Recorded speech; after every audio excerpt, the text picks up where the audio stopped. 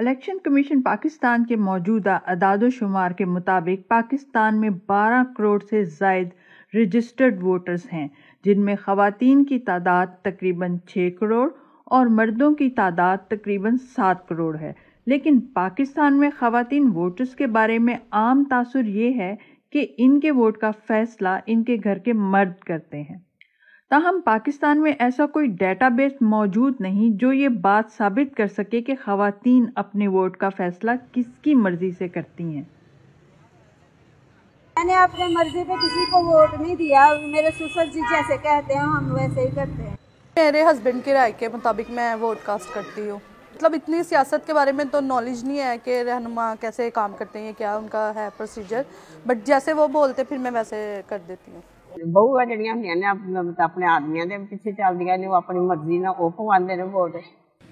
ماضی کے مقابلے میں اب پاکستان کی نوجوان خواتین اپنے ووٹ کی اہمیت اور خود مختاری کے بارے میں زیادہ باشعور ہو رہی ہیں، جس سے الیکشن کے نتائج میں دلچسپ اثرات مرتب ہونے کا امکان ہے۔ اس میں کوئی شک نہیں ہے کہ اب اپنی مرضی مانی جاتی ہے۔ ہمارے گھر میں ڈویژن ہو رہی ہوتی ہے، بھائی نے اس کو ووٹ کاسٹ کرنا ہے، میں نے اپنی مرضی سے کرنا ہے، والدہ نے الگ کاسٹ کرنا ہے۔ لیکن تھوڑا عرصہ پہلے تک ہماری والدہ جب ووٹ کاسٹ کرتی تھی تو وہ انہی کو ووٹ کاسٹ کرتی تھی جہاں ہمارے دادا یا ہمارے والد صاحب کہتے تھے، لیکن اب ٹرینڈ جو ہے وہ بدل رہے ہیں۔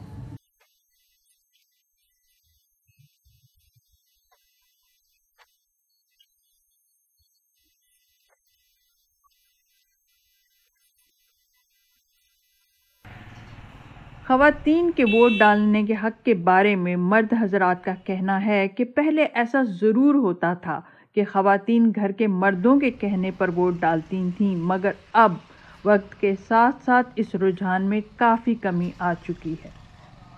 جو بات رہی ووٹ کی، تو ووٹ تو اس کا اپنا حق ہے، جسے جی چاہے وہ دے سکتی ہے، اس کا اپنا ضمیر ہے، جیسے چاہے وہ دے سکتی ہے۔ لیکن جو ہمارے جس گاؤں میں ہم رہتے ہم ادھر وہ عورتیں ووٹ نہیں ڈالتے، اور اگر ڈالتے بھی تو ہماری مرضی سے ڈالیں گے، ہم جس کو بولیں گے اس کو ڈالو اسی کو ڈالیں گے۔ خواتین پاکستان کی آبادی کا تقریباً 50% ہیں۔ انہیں نہ صرف ووٹنگ کے عمل میں اپنی رائے پر عمل درآمد کا حق ہونا چاہیے، بلکہ انتخابات میں بطور امیدوار حصہ لینے کی بھی بھرپور آزادی ہونی چاہیے۔ اس طرح پاکستان کے اقتدار کے ایوانوں میں خواتین اور مرد فیصلہ سازوں کی تعداد میں توازن قائم ہو سکے گا۔ میرا لطیف، DW اردو، لاہور، پاکستان۔